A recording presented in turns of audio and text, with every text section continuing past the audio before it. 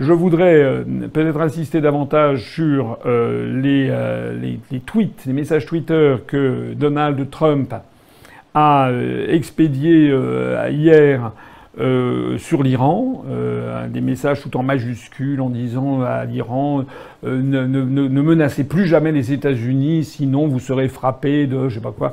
Enfin presque, c'était presque sous-entendu, sinon on vous envoie une bombe nucléaire sur le museau. Donc les gens ont été quand même un petit peu tétanisés par cette nouvelle sortie de Donald Trump. Il n'y a qu'un seul pays au monde qui a applaudi, c'est Israël et Benjamin Netanyahou, lequel d'ailleurs je crois a des problèmes justement aussi de corruption sur le dos. Mais espérons que ça fait partie de la rhétorique trumpienne, ces exagérations. Peut-être qu'il va finir par s'embrasser sur la bouche, j'ose dire, avec le président Rouhani, le président iranien, dans 8 mois, un petit peu comme il l'a fait avec Kim Jong-un. Rappelez-vous que à la fin 2017, l'atmosphère entre les États-Unis d'Amérique et la Corée du Nord était au bord de la catastrophe nucléaire, et puis qu'après ils se sont vus. Et d'ailleurs, M. Trump a envoyé un message Twitter hier pour dire que finalement les négociations avec la Corée du Nord se passaient très très bien, qu'il en était très satisfait pour ainsi tordre le cou à je ne sais quelle chaîne de télévision qui le suspectait d'être furieux en privé de ses évolutions avec Pyongyang. Alors peut-être que ces cris vis-à-vis de l'Iran vont connaître le même sort. Il faudrait l'espérer parce que il y a quand même des inquiétudes à avoir dans cette poudrière éternelle qui est le Moyen-Orient. De ce que je crois savoir et comprendre, en réalité, ce qui est en train de se passer, c'est quoi? C'est que les États-Unis d'Amérique sont en train le monde est en train de constater la fin de la guerre en Syrie. Les États-Unis d'Amérique ont perdu la guerre. Voilà.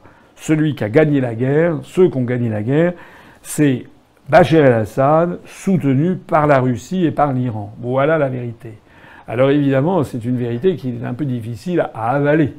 En particulier par ce génie de la pensée diplomatique planétaire qui était François Hollande, qui a entraîné la France dans une voie désastreuse, puisqu'on a perdu toute notre influence, ou à peu près, ou peu s'en faut, au Moyen-Orient, avec la gestion calamiteuse de cette affaire par François Hollande. Macron, qui est taraudé derrière par des entreprises françaises qui lui disent la guerre va se terminer, il va y avoir des milliards de dollars de reconstruction, et Bachar el-Assad a déjà fait savoir que ce sera pour la Russie, pour des entreprises russes, chinoises, un petit peu italiennes et allemandes, mais qu'il n'y aura pas une seule entreprise française qui en bénéficiera. Donc les entreprises françaises sont là, sans doute, en train de dire à Macron, il faudrait peut-être un petit peu bouger quelque chose. Et donc il a nommé un représentant personnel auprès de Bachar el-Assad. Je pense que Bachar el-Assad, il doit avoir quand même un peu un sourire narquois aux lèvres quand il pense à ce qui s'est passé depuis 2011. Alors là, je fais un peu de politique fiction, mais je pense qu'à peu près, probablement, septembre-octobre, la guerre sera terminée en Syrie. On voit que les dernières poches de rébellion sont en train d'être évacuées, de se terminer. Et on voit en particulier que Israël a évacué 422, c'était hier, casques blancs qui étaient dans un réduit du côté de la frontière avec la Jordanie. En Syrie, il les a exfiltrés pour les faire passer en Jordanie. Et ensuite, d'ailleurs, vont être récupérés par les États-Unis, l'Allemagne, le Canada et la France. Voilà. Ce qu'il faut savoir, c'est que ces casques blancs sont quand même... le moins que l'on puisse dire, c'est que leur action fait l'objet de commentaires divers et variés. Ces casques blancs ont été présentés dans la presse occidentale comme des espèces de défenseurs de la démocratie, de remparts contre la barbarie du régime de Bachar el-Assad. Mais les informations qui ont été trouvées par un certain nombre d'autres journalistes vont beaucoup plus dans le sens de ce que disent les autorités syriennes ou bien les Russes, c'est-à-dire qu'en fait, un certain nombre de ces casques blancs ont parti lié ou avaient parti lié avec des mouvements djihadistes. En attendant, la France, elle est là, on a l'impression qu'elle est là pour réparer les pots cassés par les autres et que nous n'avons aucune politique indépendante sur la question. C'est triste. C'est triste. Tout ce que moi j'ai dit depuis des années sur cette affaire se révèle exact. Jamais la France n'aurait dû s'aligner sur les États-Unis. La France aurait dû conserver son ambassade à Damas. La France devrait la rouvrir au plus vite. La France aurait dû se garder derrière. Et en ce moment, elle aurait un jeu formidable à jouer.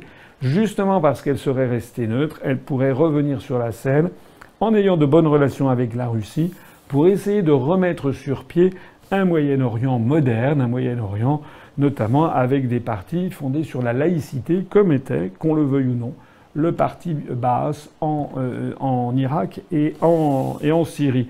Il y en a un, si ce que je dis se révèle, ça va être à peu près le cas, je pense. Il y en a un quand même qui pourra regarder tout ça avec philosophie, une philosophie de l'histoire sur laquelle je vous invite à méditer. C'est Bachar el-Assad lui-même. Parce que, rappelez-vous, en 2011, 2012, 2013, tous ceux qui avaient prédit sa chute, qui avaient dit qu'il allait chuter, ils sont où? David Cameron, il est passé à la trappe. Barack Obama, il est passé à la trappe. François Hollande, il est passé à la trappe. En réalité, Bachar el-Assad, il est toujours là. C'est comme le canard dans la soupe au canard comment dirais-je, de Robert Lamoureux. C'est un vieux sketch des années 60. Le canard était toujours vivant. Bachar el-Assad est toujours là et bien là. Et il est soutenu d'ailleurs par la Russie et par l'Iran. Toute cette affaire est extrêmement triste. D'abord parce qu'il y a eu 350 000 morts en Syrie. Et je ne parle pas des victimes collatérales également dans les autres pays. Mais toute cette affaire est très particulièrement triste pour la France parce qu'elle montre, elle prouve que nous sommes dirigés non seulement par des escrocs au comportement mafieux, comme on le voit à l'Élysée ces jours-ci, mais par des gens profondément nocifs et incompétents.